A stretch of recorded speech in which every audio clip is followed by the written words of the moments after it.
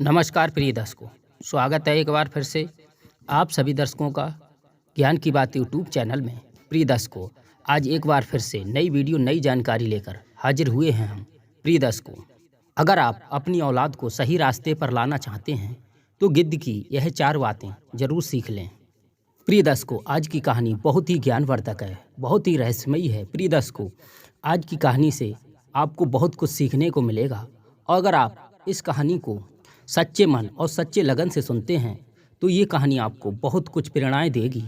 प्रिय दर्शकों, कहानी शुरू करने से पहले आप सभी से निवेदन है, जो भी दर्शक भाई बहन हमारे चैनल पर प्रथम बार आए हैं वह हमारे चैनल को सब्सक्राइब कर लें और एक घंटी का निशान अवश्य दबाएं और एक प्यारा सा कमेंट करें, जिससे हमारी आने वाली वीडियो की नोटिफिकेशन सर्वप्रथम आपके पास पहुँचे।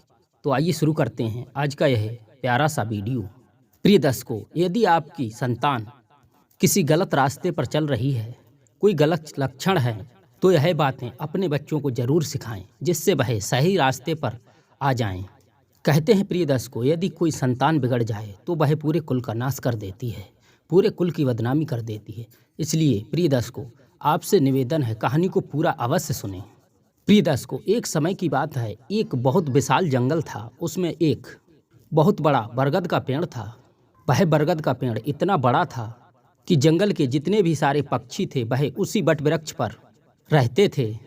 प्रिय दर्शकों, समय बीतता गया और कुछ दिनों के बाद जंगल के आसपास के तालाब सब सूखने लगे और जैसे जैसे तालाबों का पानी सूखता गया उसी प्रकार जंगल में जो भी पक्षी राहत करते थे वह बहुत व्याकुल होने लगे और पेड़ पौधे जितने भी थे वह भी धीरे धीरे सूखने लगे।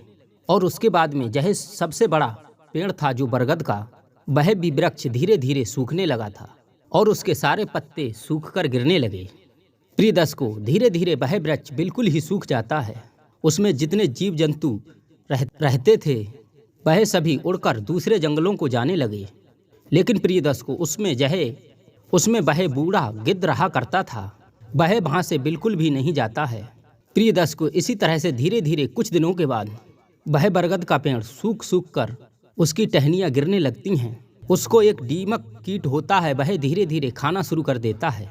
लेकिन प्रिय दर्शकों, वह गिद्ध उस पेड़ को बिल्कुल छोड़ना नहीं चाहता था।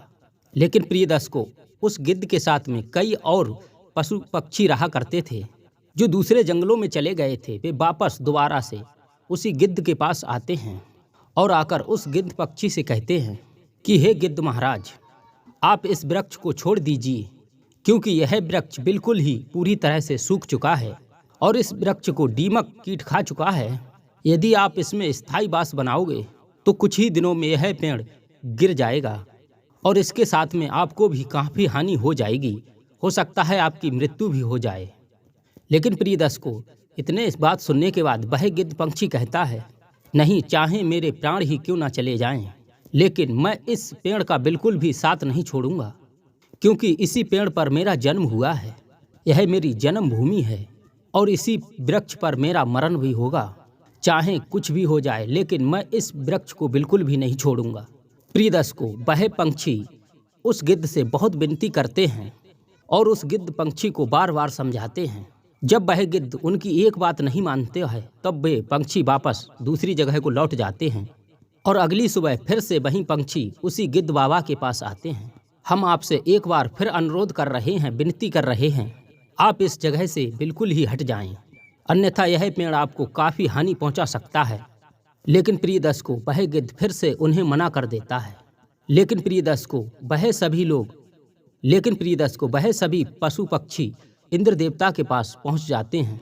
जैसे ही वह सभी पंछी इंद्र देवता के पास पहुंचते हैं तो इंद्र देवता से कहते हैं कि हे जगत के पालनकर्ता महाराज इंद्रदेव, हम सभी जीव जंतु जिस वन में रहते हैं तो उस जंगल के आसपास के सभी तालाब सूख चुके हैं, बिल्कुल भी पानी का एक बूंद नहीं है और उसी जंगल में एक बहुत बड़ा बरगद का पेड़ है और उसी पेड़ पर हम सभी जीव जंतु जितने भी रहते थे। लेकिन हम सभी जीव जंतुओं से बड़ी उम्र में एक गिद्ध महाराज भी रहते हैं जो हमारे सभी के बहुत ही बुजुर्ग हैं, माननीय सम्माननीय हैं। लेकिन महाराज, जैसे ही वह जंगल के वृक्ष सूखने लगे और उस वृक्ष को भी दीमक खाने लगी तो हम सभी ने अपना स्थान वहाँ से हटा लिया। लेकिन महाराज, जो हमारे गिद्ध महाराज हैं वे वहाँ से बिल्कुल भी हटना नहीं चाह रहे हैं। वह अपना स्थान बिल्कुल नहीं छोड़ रहे हैं। यदि ऐसा ही चलता रहा तो कुछ दिनों में वह बरगद का वृक्ष भी गिर जाएगा और हमारे गिद्ध महाराज को काफ़ी हानि हो सकती है। लेकिन प्रियदर्शकों, वह सभी पंछी इंद्र देवता से हाथ जोड़ कर के विनती करते हैं, कृपया करके आप हमारी सहायता कीजिए और आप हमारे साथ चल कर के उन गिद्ध बाबा से निवेदन करें कि वे वहाँ से अपना स्थायी वास हटा लें। प्रियदर्शकों, जैसे ही वह सभी पंछी इंद्र देवता से विनती करते हैं तो उसके कुछ ही देर बाद महाराज इंद्रदेव उन सभी पंछियों के साथ उसी वन में आ जाते हैं। और उस वन में जाने के बाद जब वह उस बरगद के पेड़ को देखते हैं तो वास्तव में वह बरगद का पेड़ पूरी तरह से सूख चुका था और उसे दीमक कीट खा रहा होता है। तब महाराज इंद्रदेव देखते हैं वह गिद्ध पंछी उसी वृक्ष पर बैठा हुआ था और वह उम्र में बहुत बड़ा होता है। तब भगवान इंद्रदेव उस गिद्ध पंछी से कहते हैं कि हे गिद्ध, तुम्हारी यह क्या दशा हो रही है कि तुम जिस वृक्ष में स्थायी वास बनाए हुए हो वह वृक्ष कुछ ही दिनों में गिरने वाला है और यह वृक्ष बिल्कुल पूरी तरह से सूख चुका है और इसे दीमक कीट भी खा रहा है और तुम इस पेड़ से अपना स्थायी वास हटा लो, अन्यथा कोई भी घटना घट सकती है, आपको हानि हो सकती है। प्रियदर्शकों, तब वह गिद्ध पंछी इंद्र देवता से कहता है कि हे महाराज, मैं आपसे कुछ प्रश्न करूंगा और कुछ बातें भी आपको बताऊंगा। यदि मैं गलत साबित हुआ तो मुझे आप यहाँ से हटने का आदेश दे सकते हैं। तब इंद्र देवता कहते हैं कि बोलिए, क्या बात। तब वह गिद्ध पंछी कहता है कि हे जगत के पालनकर्ता, जब मेरा जन्म हुआ था तब मेरे माता और पिता मुझे छोड़कर स्वर्ग लोक सिधार गए थे और जब मैंने जन्म लिया तब से मेरा इसी वृक्ष पर स्थायी वास है और जब से मैं जन्म लिया तब से अब तक इसी पर निवास स्थान रहा है और मैं रुका भी इसी पेड़ पर हूँ और इसी वृक्ष पर खेल कर बड़ा हुआ हूँ। यानी कि मेरा इतना जीवन इसी वृक्ष पर बीता है। यदि आज इस वृक्ष के ऊपर मुसीबत आ जाने से भला मैं इसका साथ कैसे छोड़ दूँ। हे इंद्र देवता, यदि यह वृक्ष मेरा जीवन बना सकता है तो मैं इसका जीवन भी बिगड़ने कैसे दे सकता हूँ।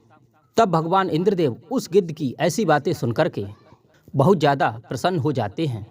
प्रियदर्शकों, तब भगवान इंद्रदेव उस गिद्ध पंछी से कहते हैं, हे गिद्ध, मैं आपकी इन बातों से पूरी तरह से सहमत हूँ, तो मैं आपको एक ऐसा वरदान दूंगा जो आप चाहते हो। प्रियदर्शकों, तब वह इंद्रदेव उस गिद्ध पक्षी से कहते हैं, तुम मुझसे कोई एक वरदान मांग लो। प्रियदर्शकों, तब वह गिद्ध पंछी भगवान इंद्रदेव से कहता है, हे महाराज जगत के पालनकर्ता, यदि आपको कोई वरदान देना ही है तो वह वरदान मुझे नहीं, इस वृक्ष को दो। यदि इस वृक्ष का भला होगा तो मेरा ही भला होगा। तब प्रियदर्शकों, वह इंद्रदेव अपनी दिव्य शक्ति से उस वट वृक्ष को पूरी तरह से पहले जैसा हरा भरा कर देते हैं और फिर से पूरी तरह से उस जंगल में हरियाली हो जाती है। पूरा जंगल हरा भरा हो जाता है और जैसे ही जंगल में पूरी तरह से हरियाली होती है और आसपास के तालाब भी फिर से भर जाते हैं, तो जो पशु पक्षी जीव जंतु उस जंगल को छोड़ चुके थे वह फिर वापस आने लगते हैं और जितने भी पक्षी थे वह उस वट वृक्ष पर फिर से अपना निवास स्थान कर लेते हैं। इसलिए प्रियदर्शकों कहते हैं, जो दूसरों का भला करता है उसे सुख प्राप्त होता है। और गिद्ध के यह वरदान मांगने से इंद्र देवता बहुत प्रसन्न हुए और वहाँ से अंतर्ध्यान हो जाते हैं। यदि मांगना ही है तो दूसरे के लिए मांगो, यदि दूसरे का भला तो अपना भला। प्रियदर्शकों, जो दूसरे की मुसीबत में खड़ा होता है वही सच्चा साथी और सच्चा मित्र होता है और जो थोड़ी सी मुसीबत पड़ने पर साथ छोड़ दे वह कभी भी मित्र नहीं हो सकता। सच्चा मित्र वही होता है जो दुख में साथ निभाता है। तो इस कहानी से हमें यही शिक्षा प्राप्त होती है कि जो साथ निभाता है वही सच्चा मित्र होता है। तो प्रियदर्शकों, हम उम्मीद करते हैं आपको ये जानकारी जरूर पसंद आई होगी और आपसे एक निवेदन है, जो भी दर्शक भाई बहन हमारे चैनल पर पहली बार हमसे जुड़े हैं वह हमारे चैनल को सब्सक्राइब जरूर कर लें और एक प्यारा सा लाइक करें और अच्छे अच्छे कमेंट किया करें। तो मिलते हैं हम ऐसे ही किसी अन्य ज्ञानवर्धक जानकारी के साथ। तब तक के लिए जय श्री राधे, जय श्री श्याम, जय श्री कृष्ण।